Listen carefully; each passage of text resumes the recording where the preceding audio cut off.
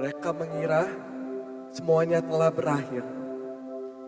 Ketika paku itu menembus tangan yang bisa menyembuhkan, ketika langit menjadi gelap dan bumi terdiam, ketika batu terguling dan harapan tampak dikuburkan. Mereka mengira semuanya telah selesai. Seorang Mesias dibungkam oleh keputusan maut. Seorang raja dimahkotai duri terkubur di bawah kekuasaan Romawi. Namun, surga hanya menahan nafas. Sebab hari Minggu hanya 3 matahari terbit lagi. Dapatkah kamu merasakan beratnya hari Sabtu itu? Saat duka cita terdengar lebih nyaring daripada suara nubuatan. Ketika Maria menangis dan Petrus bersembunyi. Dan setiap janji terasa seperti dusta. Namun, ingatlah Sang Anak Allah. Jangan mengartikan keheningan sebagai ketidakhadiran. Sekalipun tak tampak mata, Dia tetap menulis kisah di balik layar dunia. Bahkan di dalam kubur, Tuhan sedang mempersiapkan ruang bagi kebangkitan. Lalu, dalam senyap sebelum fajar, sebuah cahaya menembus kubur. Dan maut kehilangan cengkramannya pada satu-satunya jiwa yang tidak bisa ia kuasai. Batu itu bukan digulingkan agar dia bisa keluar, tetapi batu itu digulingkan agar kita semua bisa masuk. Dan kita melihat bahwa kosong bukan berarti ditinggalkan. Itu berarti tergenapi. Itu berarti Dia hidup.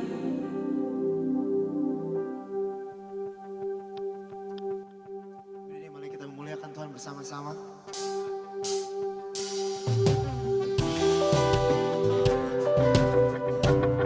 We praise you. Worship you. The weapon may be formed, but it won't prosper. When the darkness falls, it won't prevail. 'Cause I gotta serve knows only how to triumph. My God will never fail. Sing it out, my God will never fail. I'm gonna see a victory. I'm gonna see a victory. For the battle belongs to you, Lord. I'm gonna see a victory. I'm gonna see a victory. The battle belongs to you, Lord. Oh, oh, oh. Gonna see a victory, Lord. Oh, there's power in His name. There's power in the mighty name of Jesus. Every war He wages, He will win. I'm not backing down from any giant, 'cause I know how this story ends. Yes, I know how this story I'm gonna see a victory. I'm gonna see a victory.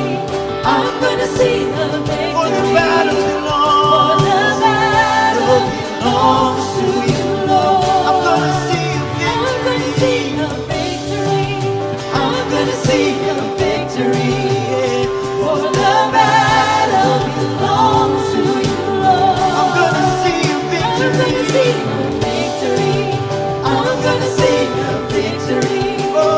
For the battle belongs to you, Lord. I'm gonna see a victory. I'm gonna see a victory, for the battle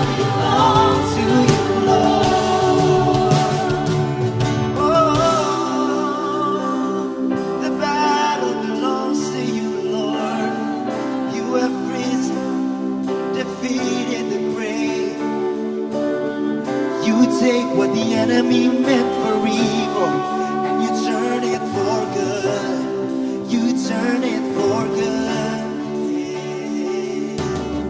You take what the enemy meant for evil, and you turn it for good. You turn it for good. I wanna sing it out with faith. You take what the enemy meant for evil, and you turn it for good.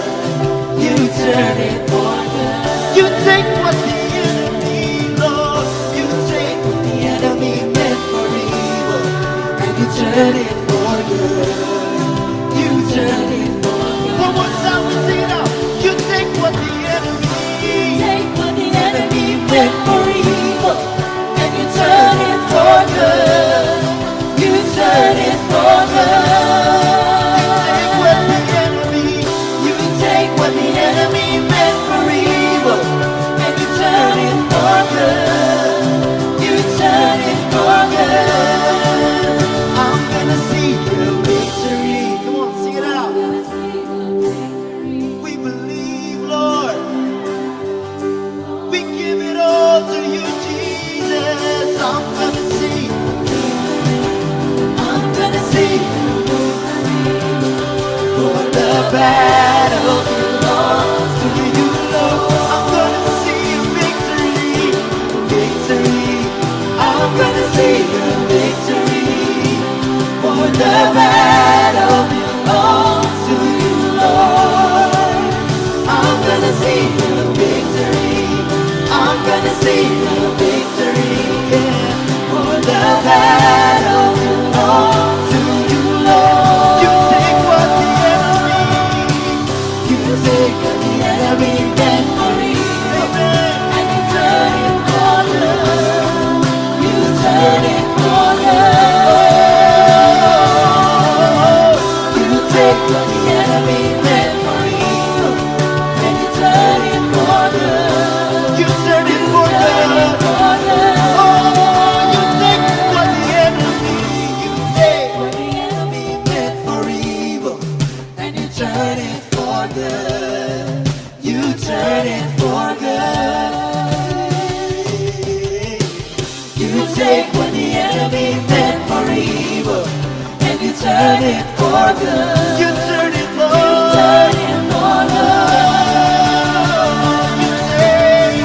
You take what the enemy meant for evil, and you turn it for good. You turn it for good.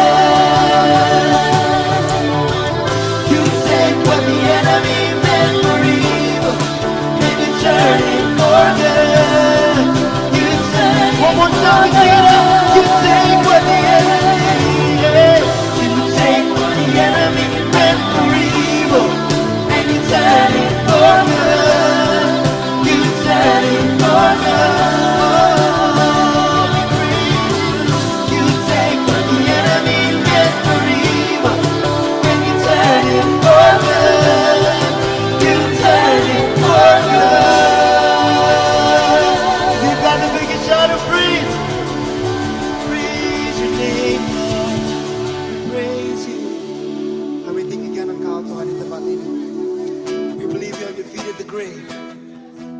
We want to worship you today. Thank you, Lord. Come on, let's praise Him. Put our hands together. Risen, He's risen, forever glorified. Risen, He's risen, King Jesus. King Jesus is alive. Hallelujah. Oh, oh, oh, Hallelujah. oh, oh, oh. Come on, let's praise Him today. Oh, oh,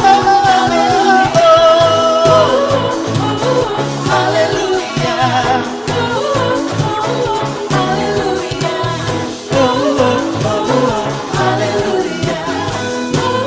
Sing, great, where are you now? You belong above.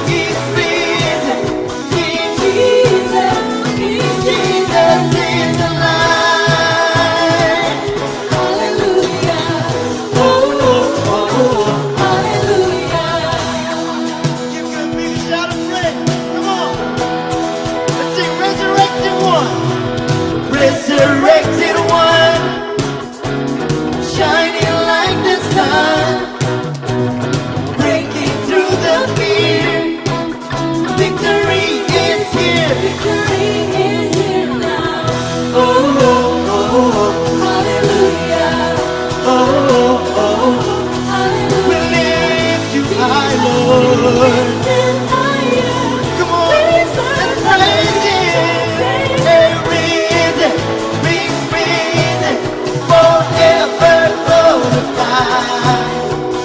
Risen, He's risen.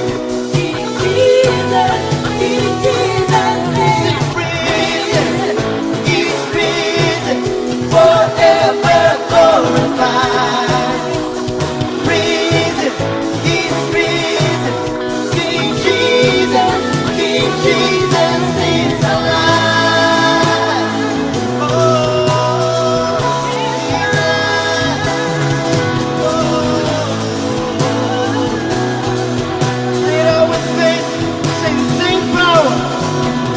The same power, the same power that crushed the enemy. The same power, the same power, same power lives in me. The same power that crushed the enemy. Same power, same power, same power. One more time, we can sing it out. The same power that crushed the enemy. Same power, same power, same power. We can sing it out. Reason.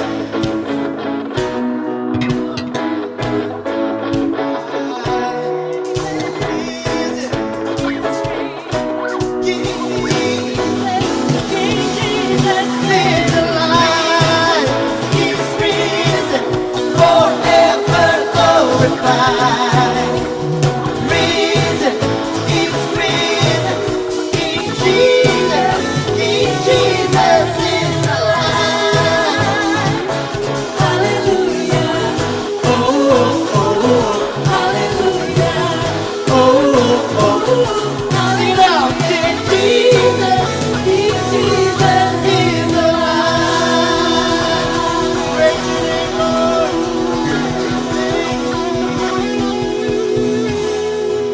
Dia hidup, Jesus Allah yang kita sembah, Dia hidup. Maut tidak bisa mengalahkan kita karena Dia maut sudah dikalahkan oleh Allah kita yang hidup. Tuhan, saat ini kami ada di sini Tuhan untuk menyembah-Mu Tuhan, meninggikan nama-Mu karena hanya Engkau yang layak kami tinggikan. You are the reason why we're here. You are the reason why we celebrate Easter. Karena Engkau sungguh Tuhan Allah yang berkuasa atas maut. Thank you Jesus. We worship you, God. You are worthy. Yes, you are. In the darkness, we were waiting without hope, without light. Till from heaven you came running. There was mercy in your eyes to fulfill the law and prophets, to avert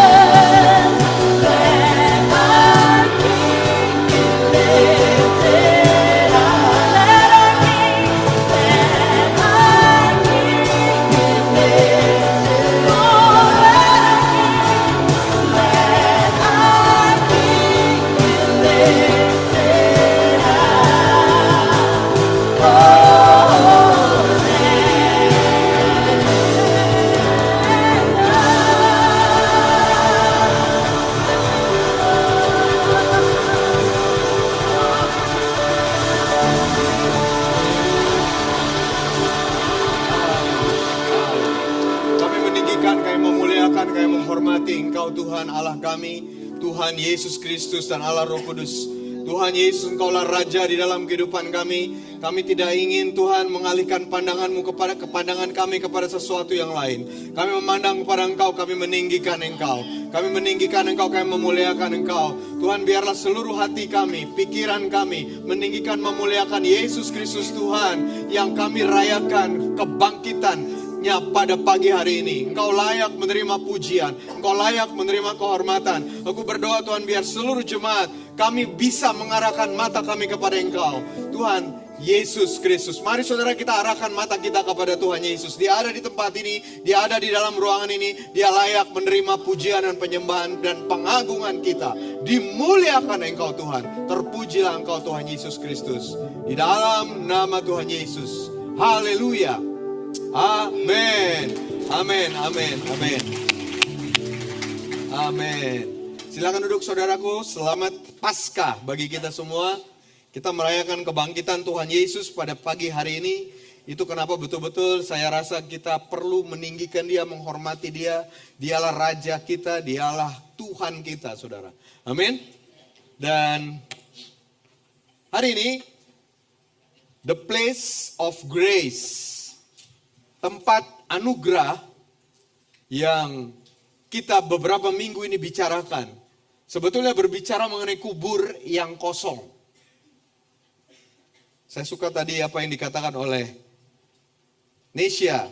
Kubur kosong, batu itu dibuka, digulingkan. Bukan supaya Yesus bisa keluar. Tetapi supaya kita bisa lihat ke dalam bahwa betul-betul kubur itu kosong. Dan kubur yang kosong menjadi simbol dari pengharapan dan pemulihan bagi setiap kita. Tapi awalnya tidak demikian.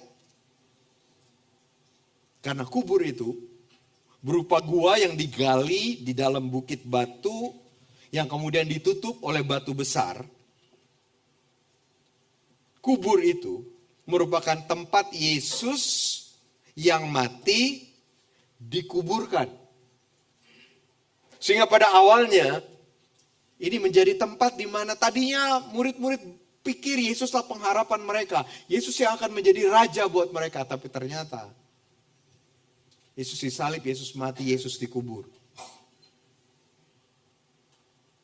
Membuat pengharapan murid-murid kepada Yesus pada waktu itu lenyap. Seiring dengan kematian dan penguburannya tersebut. Nah, salah seorang saksi dari peristiwa itu adalah Maria Magdalena. Dia ikuti betul itu dari awal. Dari Yesus ditangkap, Yesus diadili, kemudian Yesus disalib, Yesus mati, Yesus dikubur. Seakan-akan kubur itu sebagai meterai bahwa sah, Yesus betul-betul mati, that's it, selesai. Kemudian setelah itu ada hari Sabat, di mana orang Yahudi harus beristirahat. Dan segera setelah Sabat itu selesai, Maria Magdalena pergi kembali ke kubur tersebut. Yohanes 20.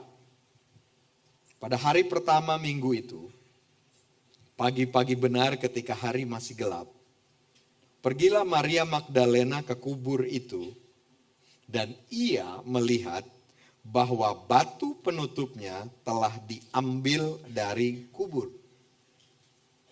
Ia berlari-lari mendapatkan Simon Petrus dan murid yang lain yang dikasihi Yesus. Nah, ini murid yang lain yang dikasihi Yesus itu yang nulis kitab ini. Jadi ini adalah Yohanes. Ia berlari-lari mendapatkan Simon Petrus dan Yohanes dan berkata kepada mereka, Tuhan telah diambil orang dari kuburnya. Dan kami tidak tahu di mana ia diletakkan. Melihat Yesus mati, Yesus dikubur, aja udah membuat Maria begitu sedih. Kemudian dia mendapati bahwa jenazah Yesus di dalam kubur tersebut hilang. Dan tidak tahu di mana jenazah tersebut sekarang. Membuat Maria makin sedih, menjadi galau, putus asa. Kesedihan, kegalauan, keputusasaan hatinya, ini yang kemudian dia sampaikan kepada Petrus dan Yohanes. Saudara perhatikan, berita duka cita, berita kekecewaan, berita keputusasaan yang disampaikan oleh Maria Magdalena kepada Petrus dan Yohanes. Kemudian Petrus dan Yohanes jadi ikut pergi ke kubur itu dan mereka lihat betul-betul kuburnya kosong. Dan sama Alkitab menceritakan setelah Petrus dan Yohanes melihat kubur itu kosong, ya udah mereka keluar lagi, lalu mereka pulang ke rumah, begitu bahasanya. Namun Maria di ayat 11 berdiri di luar kubur itu dan menangis. Sambil menangis, ia menjenguk ke dalam kubur itu. Di titik ini saudara, kubur kosong menjadi simbol dari keputusasaan dan duka cita yang begitu dalam. Inilah simbol makna dari kubur pada waktu itu. Tetapi ada sesuatu yang terjadi di ayat 12. Dan tampaklah olehnya 2 malaikat berpakaian putih. Yang satu duduk di sebelah kepala dan yang lain di sebelah kaki di tempat jenazah Yesus terbaring sebelumnya. Malaikat. Jadi waktu masuk lihat kubur kosong, tapi kemudian ternyata Maria lihat ada malaikat. Nah, malaikat ini benar-benar dilihat oleh Maria. Jadi bukan kesimpulan dari penulis. Betul-betul Maria menyadari, melihat ada malaikat di dalam kubur itu. Nah, kalau saudara perhatikan, ini nggak dilihat oleh Petrus dan Yohanes yang sebelumnya masuk ke dalam kubur yang kosong itu. Kosong. Nggak diceritain kan? Jadi Petrus Yohanes masuk ke dalam kubur, ya udah kosong, pulang. Tapi kemudian Maria, dia kembali lihat ke kubur itu dan dia lihat ada 2 malaikat di situ. Dan yang luar biasa saudara, malaikat-malaikat itu kemudian berkata kepada Maria, "Ibu, mengapa engkau menangis?" Dan Maria menjawab, "Tuhanku telah diambil orang dan aku tidak tahu di mana ia diletakkan." Saudaraku, di tempat kedukaan, di tempat keputusasaan, Tuhan tidak pernah membiarkan tempat itu betul-betul kosong dan terus kosong. Dia mengirim malaikatnya ke tempat itu. Dan kemudian malaikat itu yang memulai percakapan berkomunikasi dengan Maria. Kalau saudara ada di posisi itu gimana? Saudara lihat malaikat. Wah, seberapapun duka cita saudara, seberapapun putus asanya saudara, seberapapun besarnya masalah saudara, waktu saudara lihat malaikat, semua masalah itu pergi. Apakah begitu? Enggak. Maria lihat malaikat, saudara, dikatakan. Dan betul-betul ini malaikat, saya udah cek saudara. Jadi ini bukan kesimpulan dari penulis. Betul-betul Maria lihat malaikat, dia akui itu malaikat. Dan kemudian dia dengar malaikat itu berbicara kepadanya. Dan Maria melihat itu, berinteraksi dengan malaikat. Tetapi itu gak ada dampak apa-apa loh buat dia. Gak kasih pengaruh apa-apa buat dia. Kenapa? Karena duka cita itu begitu menguasai dia. Karena keputusasaan itu begitu menguasai hatinya, pikirannya. Sehingga kehadiran malaikat gak ada artinya buat dia. Ada 2 saudara yang saya mau sampaikan. Pertama, Tuhan tidak pernah membiarkan kubur kosong yang merupakan tempat putus asa, tempat kegelapan kita tanpa kehadiran Tuhan. Tuhan selalu hadir di situ, dia mengirim malaikatnya ke situ. Tetapi kemudian yang kedua, walaupun Tuhan mengirim malaikatnya ke tempat itu, Maria tetap tidak bisa lihat malaikat itu karena dia begitu dikuasai, dipenuhi oleh keputusasaan dan duka cita. Karena kubur kosong dalam konteks kita sekarang juga ada, bukan? Tempat di mana kita putus asa. Tempat di mana kita diam, kita merasa kita gagal, kita kehilangan, kita patah semangat.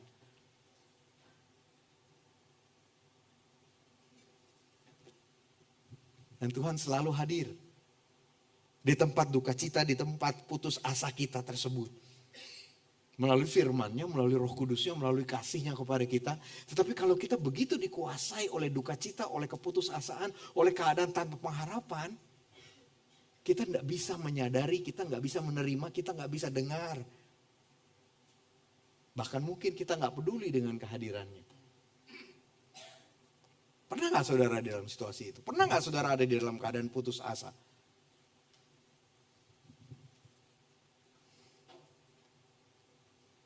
Jadi itu yang terjadi ya. Maria lihat ke depan, ke dalam kubur. Dia lihat malaikat. Tapi tidak pengaruh apa-apa buat dia. Kemudian kita lanjut. Ayat 14. Sesudah berkata demikian, ia menoleh ke belakang. Dan sekarang yang dilihat bukan malaikat. Dia melihat Yesus berdiri di situ. Dan kali ini Yesus ini kesimpulan dari penulis, betul. Karena dikatakan Maria tidak tahu bahwa itu adalah Yesus. Tetapi yang saya mau katakan kepada saudara, di tempat duka cita, di tempat kubur yang kosong itu, Tuhan sediakan malaikat ada di depan, kemudian Yesus berdiri di belakang. Tuhan tidak pernah meninggalkan kita sendirian di dalam keadaan putus asa. Tidak ada, saudara, keadaan putus asa, gelap, keterpurukan yang bisa menghalangi Tuhan datang. Justru itulah tempat terbaik yang selalu Tuhan datang ke situ. Cuma kita nggak lihat. Jadi kemudian dia lihat ke belakang. Dia lihat Yesus berdiri di situ, tapi ia tidak tahu bahwa itu adalah Yesus.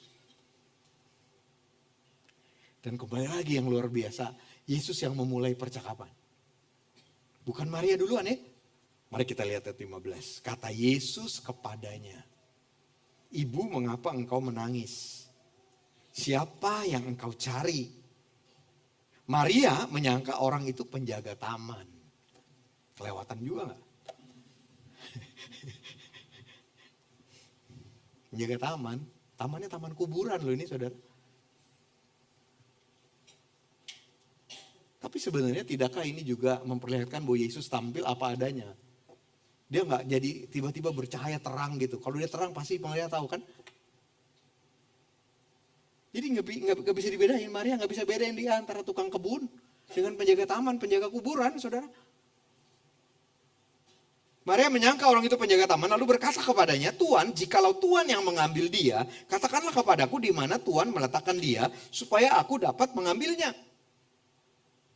Jadi bahkan Yesus hadir, bahkan Yesus berbicara kepada Maria di tempat duka citanya, dan Maria tetap tidak bisa mengenali kehadirannya, tidak bisa mendengar, mengenali suara Yesus. Dan itu yang terjadi, saudara. Sampai ayat 16. Kata Yesus kepadanya, "Maria." Nah, waktu Yesus mengatakan, memanggil namanya Maria, Maria berpaling dan berkata kepadanya dalam bahasa Ibrani, Rabuni, artinya guru. Sampai Yesus memanggil namanya, baru Maria menyadari bahwa itu adalah Yesus. Kembali ke konteks kita, di dalam duka cita kita, dia panggil nama kita. Maria, Yahya, Petra, Anto, Henok. Dia panggil nama kita. Bukan di titik tinggi kita, bukan di dalam kehebatan kita. Karena dia selalu mendatangi dan memanggil kita di tempat duka cita kita, di tempat kekecewaan kita, di tempat keletihan kita, di tempat keputusasaan kita. Yang menyatakan, waktu dia memanggil, kenapa Maria betul-betul langsung menyadari? Karena panggilan itu menyatakan bahwa betapa Tuhan kenal Maria. Betapa Tuhan kenal, tahu situasi yang sedang dihadapi oleh Maria, saudaraku. Sehingga sekarang berubah nih. Kubur kosong yang sebelumnya menjadi simbol dari keputusasaan dan duka cita yang mendalam, menjadi tempat perjumpaan Maria dengan Yesus yang bangkit. Jadi kalau saudara sedang mengalami duka cita, sedang mengalami kekecewaan, sedang mengalami keputusasaan pada saat ini. Ya. Ini menjadi tempat yang terbaik di mana Tuhan datang kepada saudara, Tuhan memanggil nama saudara, dan Tuhan mau mengatakan, "Aku kenal engkau, aku tahu situasi yang sedang engkau hadapi pada saat ini." Jadi menjadi tempat perjumpaan dengan Yesus yang bangkit. Dan tempat perjumpaan dengan Yesus ini yang menjadi tempat anugerah. Itulah dia, the place of grace, tempat anugerah. Yang menyatakan bagaimana Allah dan anugerahnya menemui kita di titik terendah hidup kita, di titik paling gelap hidup kita. Tuhan bersama-sama dengan orang yang patah hati. Tuhan bersama-sama dengan orang yang menangis. Jadi tempat di mana kita mengalami putus asa. Di tempat itu Tuhan datang kepada kita, saudaraku. Tidak ada dosa, tidak ada kegagalan, tidak ada keputusasaan, tidak ada kegelapan yang dapat menghalangi anugerahnya dalam menjangkau kita. Jadi kalau saudara sedang dalam keadaan ini, putus asa dan sebagainya ini, inilah momen yang terbaik untuk saudara bertemu dengan Tuhan. Karena Tuhan pasti datang ke situ. Jadi sekali lagi ya, kebenaran mengatakan tidak ada dosa, tidak ada kegagalan, tidak ada kegelapan, tidak ada keputusasaan yang bisa menghalangi anugerahnya dalam menjangkau kita. Tetapi di sisi lain, anugerah Allah itu bersifat pribadi. Khusus datang buat Maria, coba saudaraku. Khusus datang kepada Maria. Kalau Yesus bangkit, kalau ada dalam pikiran saudara, secara logis, siapa yang pertama kali dia datangi saudara? Coba, siapa? Dalam bayangan saudara. Kalau menurut saya, mestinya, gitu ya. Kalau dia bangkit, yang pertama kali dia datangi, orang yang nyalipin dia. Iya dong, lo. Tahu rasa dah lo. Aku punya kuasa lo, walaupun kamu salibin, aku bangkit. Orang pertama soalnya ini. Ya. Atau mungkin orang pertama yang dia datangin mestinya, siapa tahu nggak saudara? Pilatus. Itu kan yang kasih hukuman mati ke Yesus kan. Muncul aja ke situ. Sepingsan Pilatus. Atau mungkin para ahli Taurat, para pemuka-pemuka agama. Tapi tahukah saudara ini betul-betul nih. Begitu Yesus bangkit, yang dia datangin adalah orang yang lagi patah semangat. Karena dia pikir Yesus mati. Dan saudara mengerti siapa Maria sebelumnya. Maria ini punya masa lalu ini kelam banget, gelap banget. Diceritakan Maria ini adalah orang yang pernah diusir dari 7 roh jahat. Jadi pasti wah masa lalunya hancur-hancuran, gelap. Waktu Yesus bangkit, dia ingat orang ini, dia datangi orang ini yang pertama kali. Dan dia datanginya di kubur, di tempat Maria begitu putus asa. Tidak ada yang bisa mencegah Tuhan. Bahkan dosa saudara tidak bisa mencegah Tuhan datang menjangkau saudara.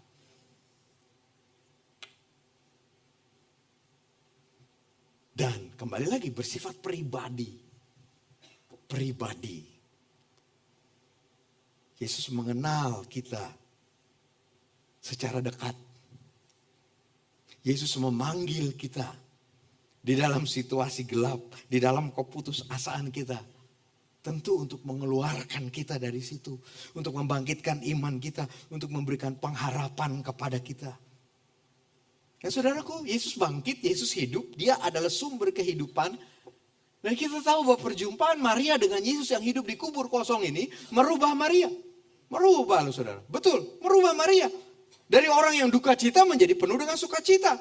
Dari orang yang gamang, galau menjadi orang yang penuh dengan kepastian. Dari orang yang patah semangat jadi orang yang penuh dengan semangat hidup.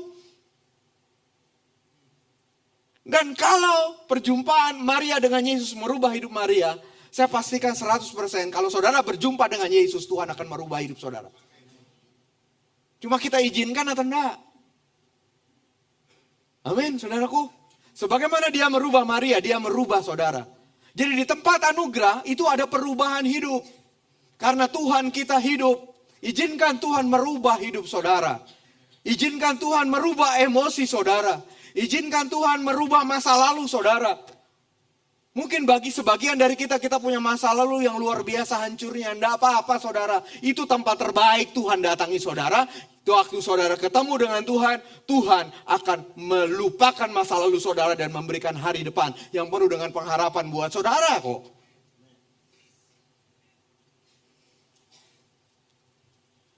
Duka cita jadi sukacita. Putus asa jadi beriman. Kehidupan tanpa pengharapan menjadi hidup yang penuh dengan pengharapan. Kehidupan yang patah semangat menjadi kehidupan yang penuh dengan gairah. Dan itu yang anugerahnya lakukan, merubah hidup kita. Pasca perjumpaan dengan Yesus, merubah kehidupan kita. Dan saya mau menantang saudara dari mimbar ini. Apakah saudara merasa hidup saudara tidak bisa berubah?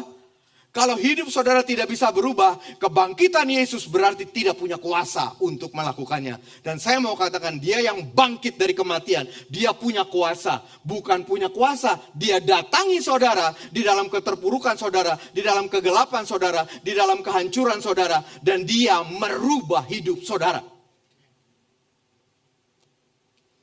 Amin. Kita lanjut ya. Berubah Maria. Nah itu 17. Kemudian Yesus, yang terjadi begini jadinya. Jadi Yesus muncul ke Maria. Kemudian Maria kaget kan, takjub kan. Kemudian Maria langsung memeluk kaki Yesus erat-erat. Bisa jadi ekspresi emosi dia yang penuh dengan sukacita. Gitu ya. Bisa jadi ekspresi yang dia pernah kehilangan. Saya gak mau lagi kehilangan kamu nih. Gitu ya. Wah gak mau lagi kehilangan Yesus. Jadi dia pegang, dia peluk erat-erat kakinya. Nah makanya ayat 17-nya Yesus mengatakan begini. Jangan engkau memegangi aku terus. Udah cukup. Sebab aku belum naik kepada Bapa. Gitu ya. Karena ada yang Yesus akan lakukan setelah ini. Jadi kamu jangan begini terus. Masih ada yang aku kerjakan. Gitu kata Yesus kan. Tetapi ini juga Yesus katakan. Udah. Jangan peluk kakiku terus. Tetapi pergilah kepada saudara-saudaraku. Dan katakanlah kepada mereka. Bahwa sekarang aku akan naik kepada Bapakku dan Bapamu. Kepada Allahku dan Allahmu. Dan Maria Magdalena melakukannya. Dia lepas pelukannya itu. Dia pergi. Dia berkata kepada murid-muridnya. Apa yang dia katakan? Yang dia katakan adalah bukti bahwa dia berubah. Ingat saudara apa yang dia katakan kepada Petrus dan Yohanes sebelumnya? Yang dia katakan kepada Petrus dan Yohanes di awal kubur kosong adalah kekecewaannya, adalah kepatah hatiannya, patah semangatnya. Begitu banyak hal-hal negatif yang dia katakan, yang disimpulkan Tuhan telah diambil orang dari kuburnya.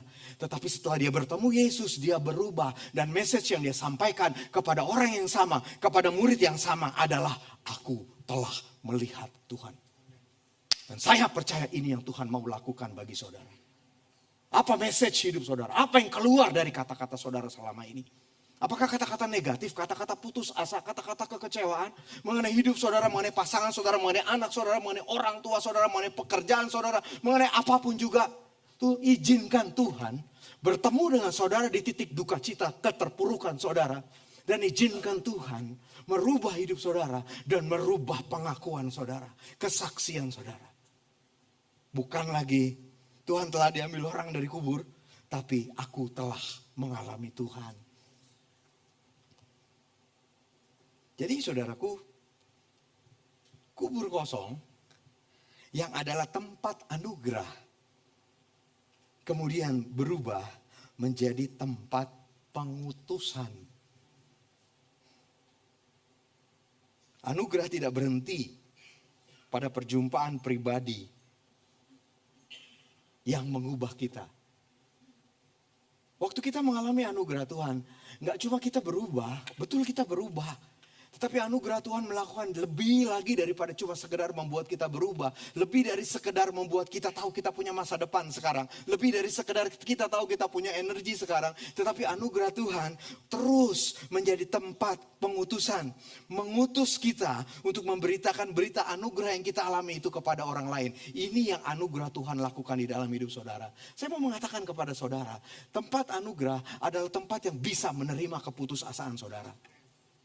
Begitu banyak orang takut waktu putus asa, Tuhan jauh. Tuhan saya gak mau dekat-dekat Tuhan, salah saudara. Tempat keputusasaan saudara itulah di tempat anugerah. Tetapi tempat anugerah ini akan merubah keputusasaan saudara. Karena saudara akan bertemu dengan Tuhan menjadi tempat anugerah. Tempat saudara berubah. Tetapi anugerah punya kuasa, bukan cuma membuat saudara berubah. Anugerah ini akan membuat saudara menjadi pribadi yang siap untuk diutus. Dan itulah inti dari apa yang Tuhan bicara kepada saya untuk saya sampaikan kepada saudara pada pagi ini. Jadi, apa kubur kosong saudara pada saat ini? Saya tidak tahu. Apakah saudara, mungkin ada sebagian saudara sedang kehilangan pekerjaan. Saudara mengalami masalah keuangan yang berat. Saudara sakit. Keluarga saudara berantakan, keluarga saudara hancur. Atau mungkin nggak seberat itu, sesederhana hati saudara kosong banget gitu. Saudara bahkan berada di dalam keramaian dengan hati yang kosong, yang kering. Sekali lagi, anugerah Allah selalu datang di tempat yang kita anggap tidak ada harapan tersebut. Tapi makanya jangan terus-terus jangan berhenti di tangisan. Cari, temui Yesus di tengah duka cita dan keputusasaan kita. Dan izinkan Yesus mengubah kita. Amin. Bagi saya inilah makna Paskah tahun ini. Paskah merupakan perayaan kemenangan Kristus atas maut. Tetapi Paskah juga merupakan kisah anugerah Allah yang mengubah hidup kita. Anugerah yang selalu mendatangi kita di tempat keputusasaan, di tempat kegelapan kita. Yang mengingatkan kita bahwa tidak ada tempat yang terlalu gelap, tidak ada tempat yang terlalu kotor bagi anugerah Allah untuk bisa datang ke situ dan me-reach out saudara. Tidak ada tempat yang terlalu kotor yang membuat anugerah Tuhan tidak bisa datang ke situ. Bekerja, menarik saudara keluar dan merubah hidup saudara. Sehingga Paskah membuat kita tidak didefinisikan oleh kegagalan. Tetapi Paskah membuat kita didefinisikan oleh kasih dan anugerah Allah yang mengubah hidup kita. Karena itu mari kita responi anugerahnya dengan iman dan responi anugerahnya dengan kesediaan kita diutus. Saya mau cerita sedikit, tambah sedikit saudara. Pada waktu anugerah Tuhan merubah hidup saudara, puji Tuhan untuk itu. Tapi anugerah bukan cuma sampai di situ, anugerah akan membuat saudara pergi dan menceritakan anugerah Tuhan itu kepada orang lain. Sehingga pada waktu saudara melakukannya, cerita hidup saudara, cerita hidup yang saudara lihat di dalam kehidupan orang-orang akan berubah. Saudara akan penuh dengan cerita, saudara melihat orang lain diubah oleh Tuhan karena berita anugerah saudara. Saudara akan melihat keluarga-keluarga yang hancur dipulihkan karena berita anugerah yang saudara beritakan. Saudara akan melihat orang yang patah hati, orang yang hancur hatinya berubah, disembuhkan, dipulihkan, mencapai tujuan Tuhan di dalam hidupnya karena berita anugerah yang saudara beritakan kepada orang itu. Dan ini yang saya mau cerita, mau sampaikan kepada saudara. Dunia ini sudah terlalu banyak berita negatif.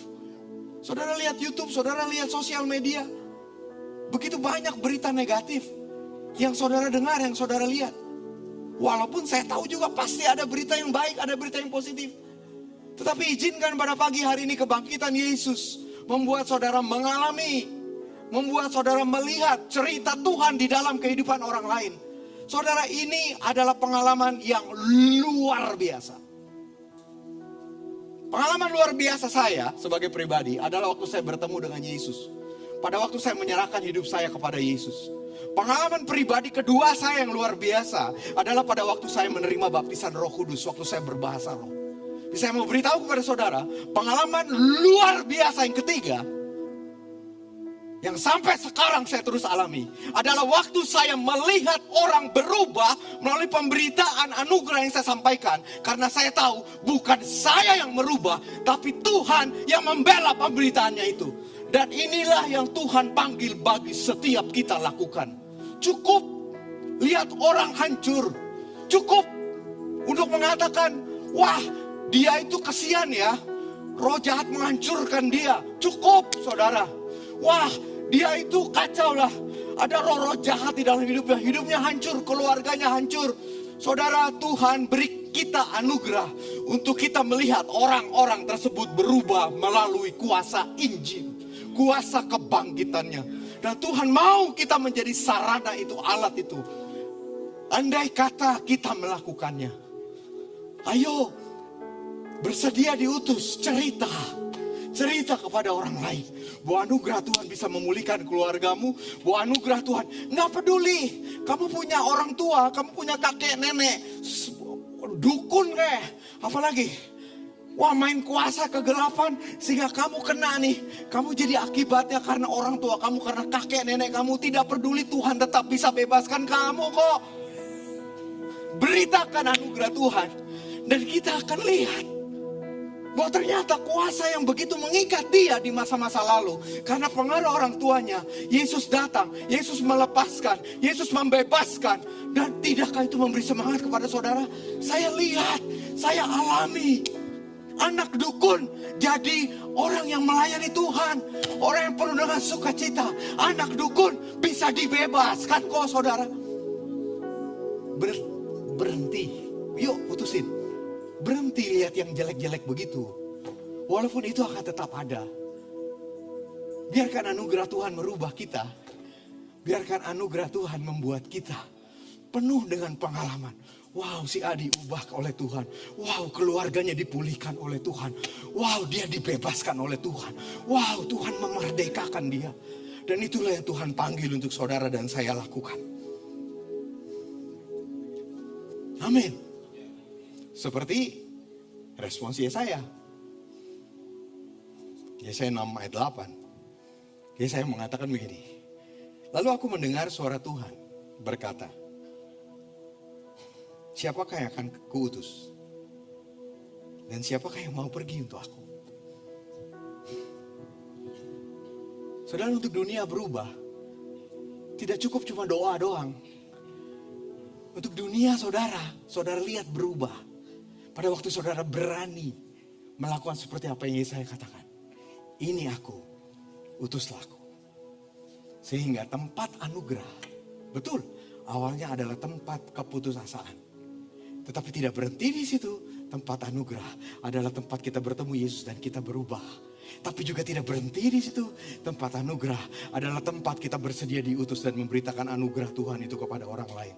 Dan kita akan melihat cerita Yesus di dalam kehidupan orang-orang di sekeliling kita. Amin. Percaya itu saudara?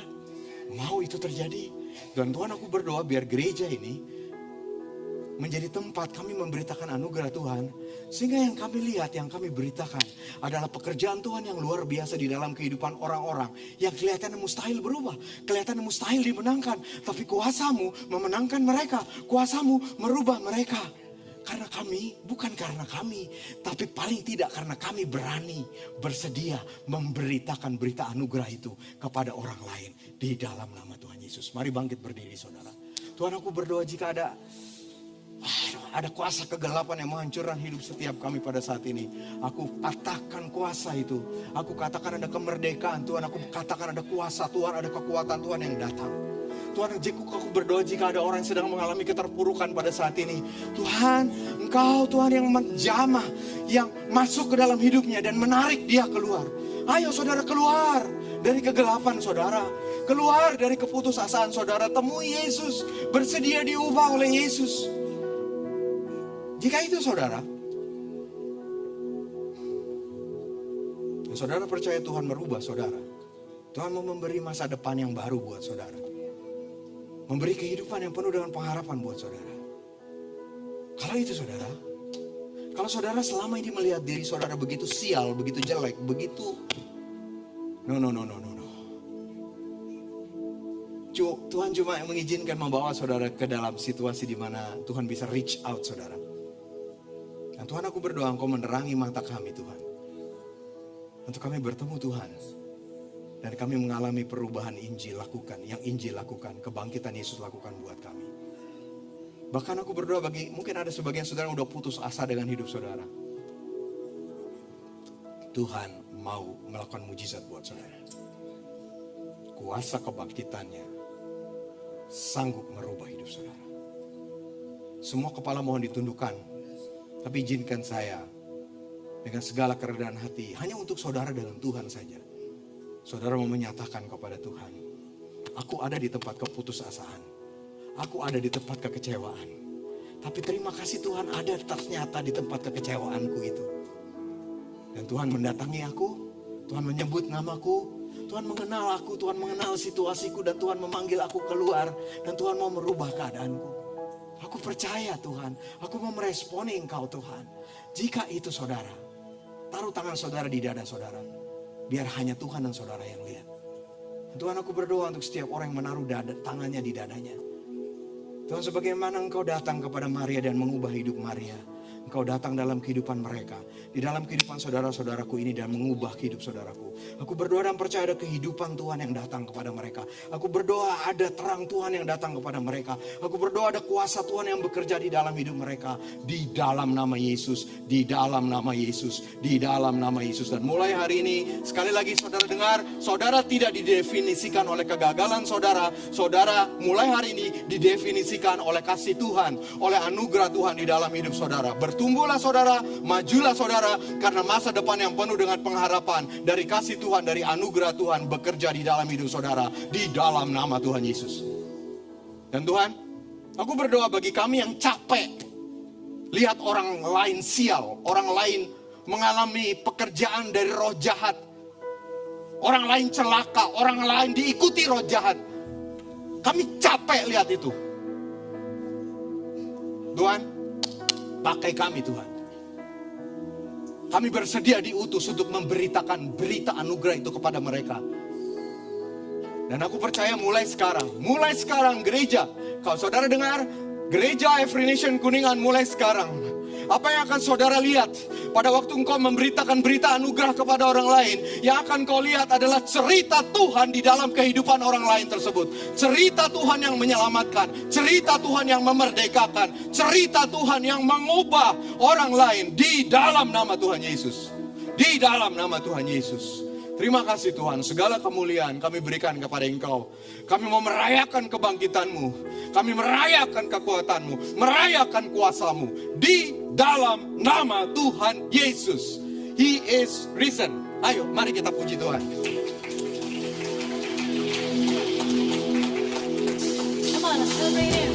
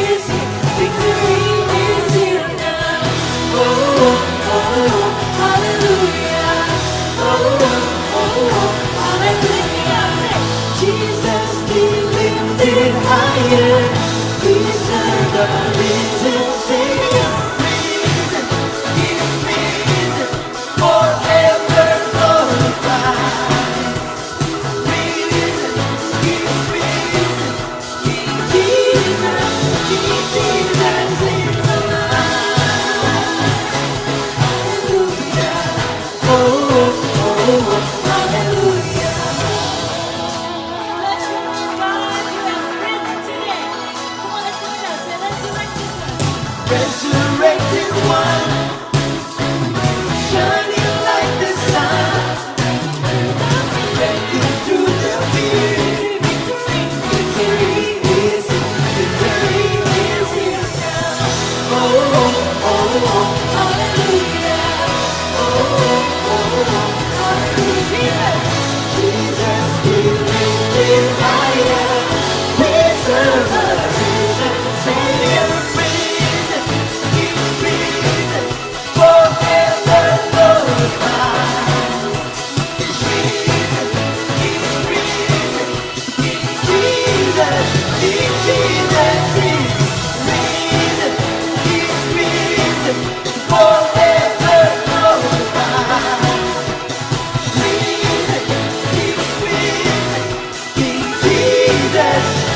Jesus is alive.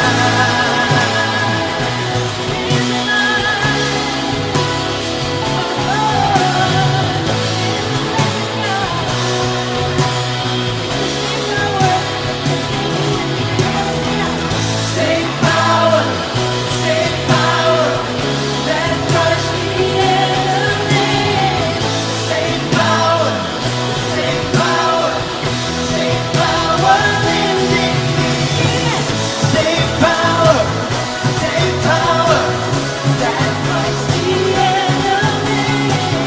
Same power lives in me. Same power that crushed the enemy.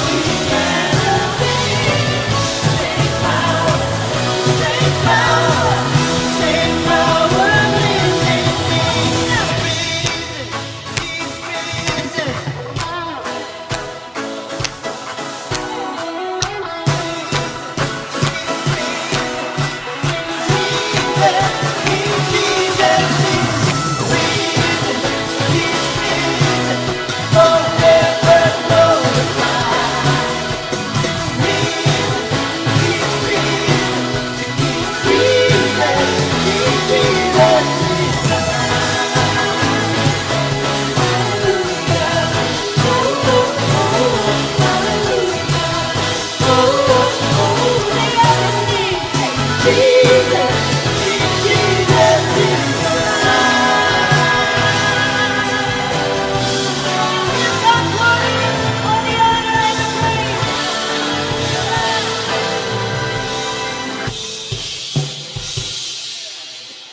Beri sorakan kepada dia sekali lagi saudara. Yesus hidup, amin. Haleluya. Silakan duduk Bapak Ibu Saudara. Terima kasih Pastor Yaya untuk firman-Nya. Sangat memberkati kita semua. Saya percaya Yesus bangkit, Yesus hidup. Sehingga kita semua punya masa depan, kita semua punya harapan yang baru. Amin saudara. Yang saya ingat lagunya adalah sebab dia hidup, ada hari esok. Waduh, ini kalau lanjut lagi saudara. Baik. Ini saatnya kita memberi yang terbaik buat Tuhan, Bapak Ibu Saudara. Saudara dapat memberikan yang melalui transfer online, QRIS ataupun tunai. Firman Tuhan di dalam Mazmur 96 ayat 8 dikatakan, berilah kepada Tuhan kemuliaan namanya, bawalah persembahan dan masuklah ke pelatarannya. Kita mau memberikan yang terbaik buat Tuhan bagi kemuliaan namanya saudara. Mari kita berdoa. Bapak terima kasih untuk hari ini. Sungguh Engkau Allah yang hidup, Engkau Allah yang bangkit Tuhan.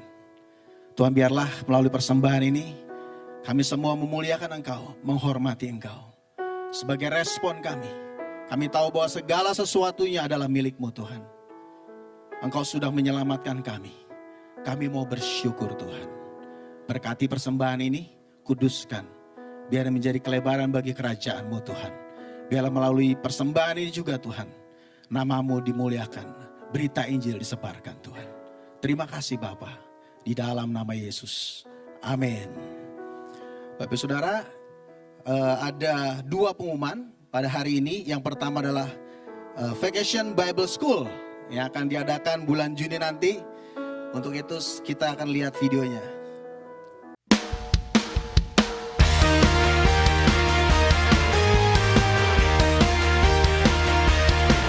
It's a big, big world, and we're living in God's backyard. So we're gonna do all that we can. Get ready, let's go.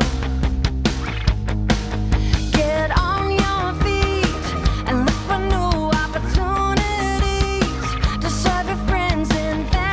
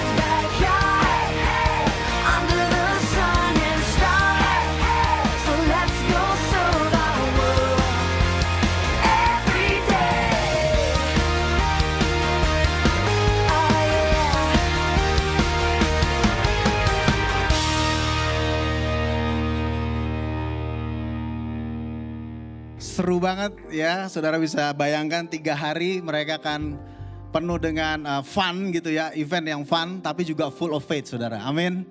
Ya ini akan diadakan tanggal 18 sampai dengan 20 Juni. Dari jam 9 sampai dengan jam 12 setiap harinya. Ya anak-anak akan belajar tentang Alkitab. Kegiatannya adalah Bible study, art, craft, games dan lain-lain saudara. Ada praise worship juga. Tujuan utamanya adalah ini suatu yang memberikan kepada anak-anak cara yang menarik untuk belajar firman Tuhan. Ini untuk anak-anak berusia 3 sampai dengan 12 tahun. Pendaftaran Rp250.000 per anak. Untuk pendaftaran bisa dengan Saudari Juliana di depan atau juga ada meja pendaftaran di depan saudara, di depan lift. Yang kedua adalah parenting equipping session. Jadi diingatkan karena tanggalnya 26 April, jadi ini adalah hari-hari terakhir ya untuk parenting equipping session ini untuk Sabtu ini saudara. Ya, diingatkan kepada kita semua. Ya, ini penting sekali juga untuk orang tua yang memiliki anak remaja dan remaja, ya didorong untuk ikut melihat dan mempelajari ya bagaimana kita bisa menjadi mentor bagi generasi ini, generasi yang penuh dengan transisi dan gejolak, untuk mereka menjadi orang-orang yang generasi yang tangguh dan percaya diri, Bapak Ibu Saudara. Jadi bukan hanya parent aja, tapi juga untuk guru sekolah minggu maupun youth leader ini juga diundang, atau siapapun juga saudara yang mau belajar juga untuk kita bisa sama-sama ya melihat generasi ini dibangkitkan. Nah saudara, pembicaranya seperti yang sudah disampaikan minggu lalu juga, Dr. Diki dan Ibu Regina sangat memberkati dengan event sebelumnya. Oleh karena itu diundang kembali untuk membagikan hal ini, itu supaya saudara bisa diberkati juga untuk hal itu. Nah di sini sudah banyak yang mendaftar, ya, tetapi tempat masih ada. Untuk berikut ini bentuknya adalah round table, saudara. Kalau event yang lalu itu theater style karena memang akan ada aktivasi yang saya dengar yang akan dilakukan. Biayanya 150.000 per orang. Mumpung di sini ada saudara-saudara kita dari Bogor juga diundang untuk mengikuti acara ini. Pendaftaran juga ada di meja depan. Begitu saja. Terima kasih untuk kesetiaan saudara dalam memberi. Saya persilahkan Pastor Yaya. Oke, Pak Petra bertanggung jawab memberikan ide. Kita tutup kebaktian dengan nyanyi lagu Sebab Dia Hidup. Men, mari bangkit berdiri saudara.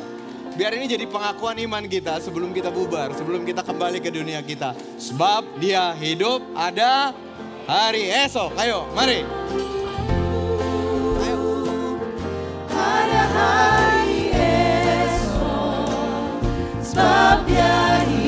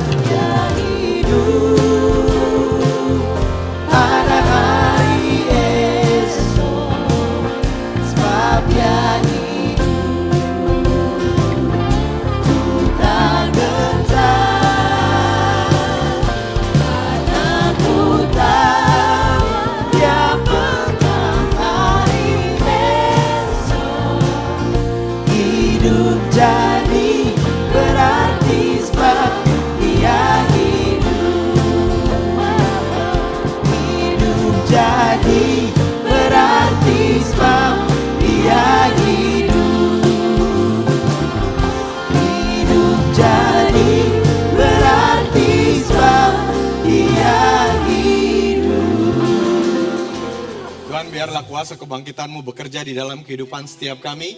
Biar kami memiliki perspektif, cara pandang hidup kami dan keadaan kami secara berbeda. Dan lebih lagi buat kami mengalami Yesus yang hidup setiap hari di dalam hidup kami. Sehingga Yesus bukan hanya Tuhan agama kami. Sehingga Yesus bukan hanya Tuhan kekristenan kami. Tetapi Yesus adalah Tuhan dan Juru Selamat pribadi kami. Di dalam nama Tuhan Yesus. Yesus yang menemui kami di tempat duka cita kami. Di tempat keputusasaan kami. Yesus yang memberikan kehidupan, memberikan energi, memberikan kemenangan kepada kami. Dan Yesus yang membuat kami juga menceritakan anugerah yang besar yang kami terima itu kepada orang lain. Bapak, aku berdoa biarlah hidup kami menjadi penuh dengan cerita, penuh dengan pengalaman, kami melihat kehidupan kami dan kehidupan orang lain berubah. Kami melihat kekuatan dan kuasa Injil mengubah kami dan mengubah orang lain. Kami melihat pernikahan dipulihkan. Kami melihat orang diberikan semangat. Kami melihat orang dibebaskan. Kami melihat orang dimerdekakan. Di dalam nama Yesus, biarlah kuasa kebangkitan itu mengalir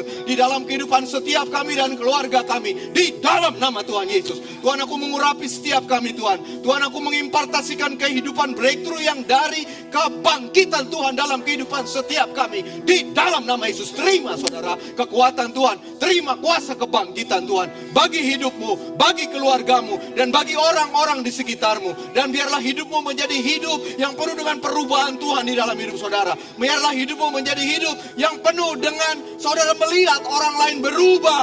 Orang lain dijamah oleh Tuhan. Orang lain mengalami breakthrough. Dan bersama-sama kita akan terus memuliakan Tuhan. Menghormati Tuhan di dalam nama Tuhan Yesus.